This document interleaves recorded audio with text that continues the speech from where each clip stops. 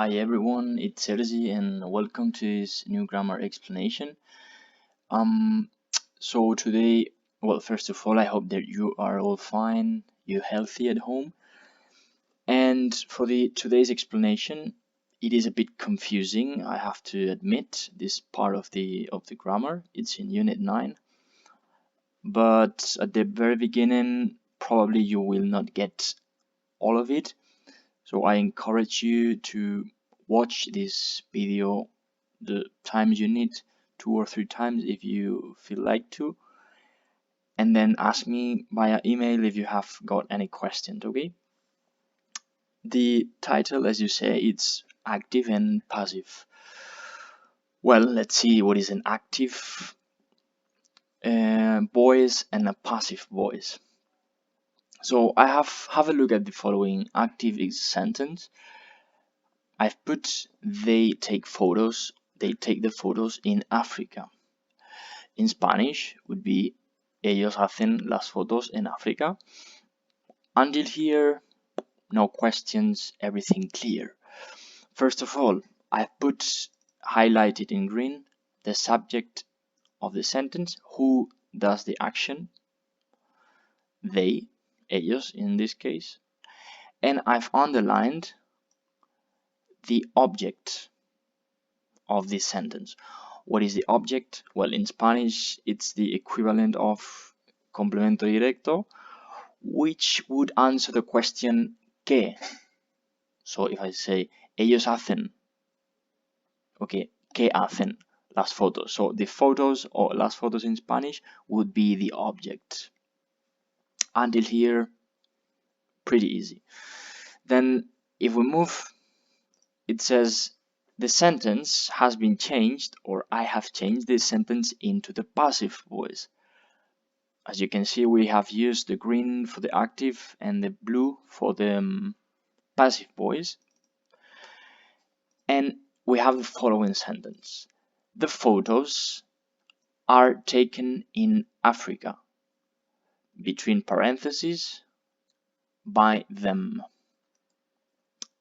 This in Spanish would be las fotos están hechas en África por ellos, between parentheses, or another way to translate that in Spanish, las fotos se hacen en África por ellos.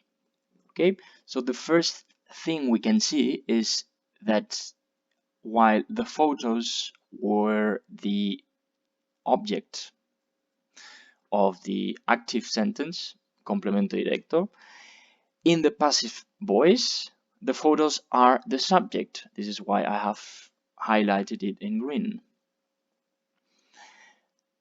And what happens with they, ellos?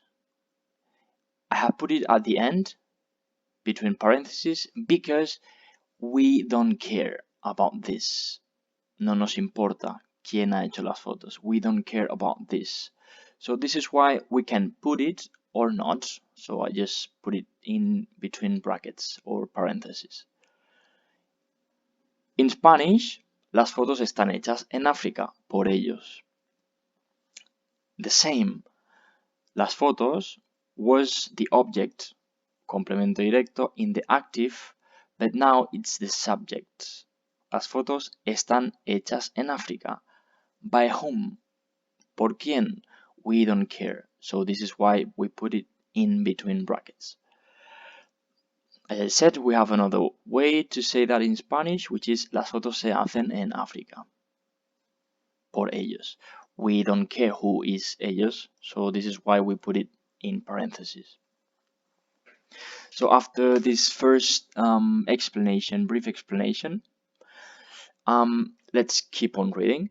So as you can see in the first sentence, the active one, which is in green, the subject is they, and the photos is the object. Object, remember, that answers the question what. When we change the sentence into the passive form, it's the other way around. So the photos is now the subject, and there is no object. Here we haven't underlined anything because we don't have object. So when do we use the passive form? when do we want to say las fotos están hechas en África instead of ellos hacen las fotos en África? Why do we use this in Spanish more often than this one? Well, let's see. The first thing, or the first reason we use the passive is when it isn't important who does or did the action. No es importante quién hizo la acción o quién la hace.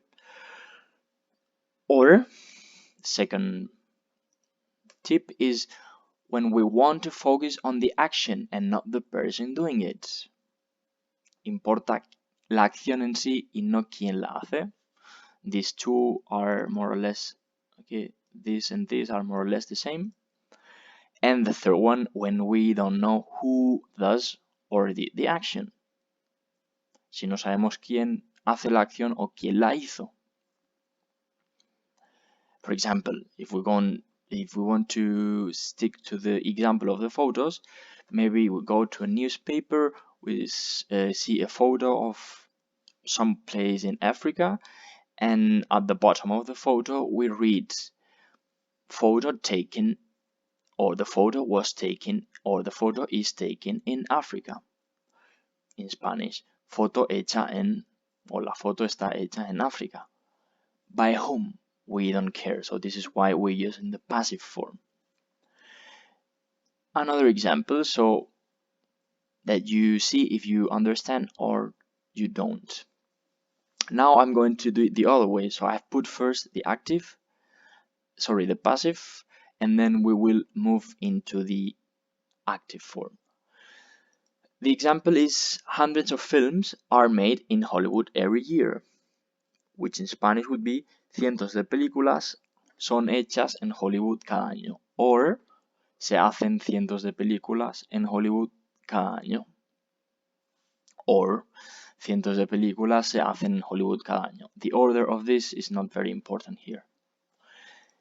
The subject is the thing highlighted in green, and the verb in the passive is in blue. So, do you think you would be able to translate this or to change this into the active? Try if you want in your notebook, and then move to the answer, okay? So, who does them? I'm asking, who does this movie? ¿Quién hace las películas? Well, we suppose that it's directors, but we don't know, and we don't care. We don't care who is doing these films. We just want to say, and we just want to focus on the fact that hundreds of movies are made. This is the important thing. So let's see if you can rewrite this sentence into the active.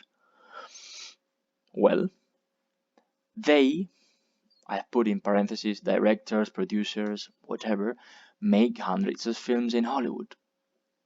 Ellos hacen cientos de películas en Hollywood. In Spanish, almost never we're going to use this. Why? Because we don't care who.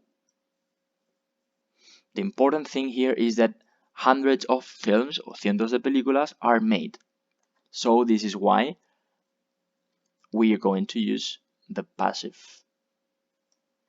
Remember that, as in the previous sentence, the one at the beginning with the photos, in the active, what is the object? El que, the direct complement, complemento directo. The object changes into the subject in the passive. Okay, just remember this. So how to change? We have seen some examples. How to change from active to passive and vice versa, and the other way around. Well, I put a summary. It is from the website.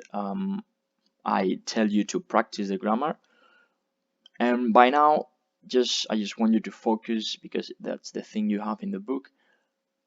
I want you to focus only in the present simple, present continuous, present perfect, simple, and past simple, okay? We have examples, the same with the photos. They take the photos. This would be present simple. Ellos hacen las fotos. In the passive, the photos are taken. Las fotos se hacen o están hechas. Okay? You see that from take we change into are taken. Taken, which is the participle of take, will be in all the passive forms. So this is something you very easy to remember. Always in the passive, one of the things I need is the verb in the participle.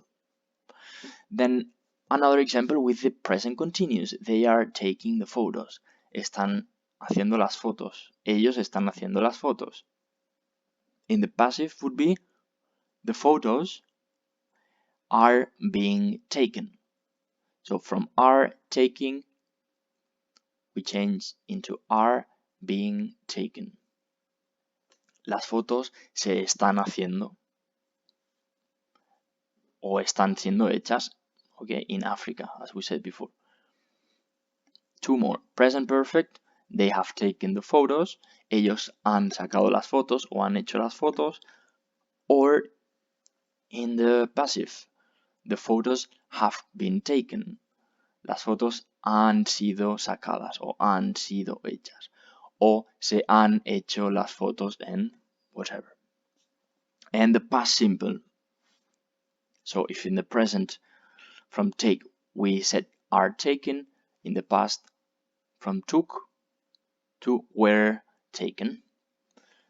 Ellos hicieron las fotos. The photos were taken. Las fotos fueron hechas. Okay, in Spanish is two words. And in English also two words. These two pictures in here about the fish, the big fish and the small one, it's quite well, it helps you to understand.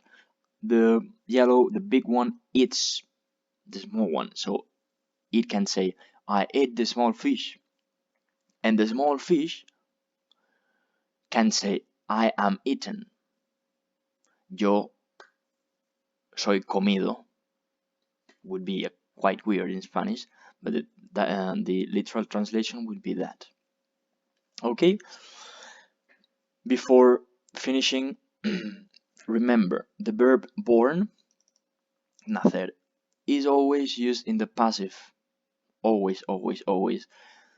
I put an example. Every day, a new baby is born.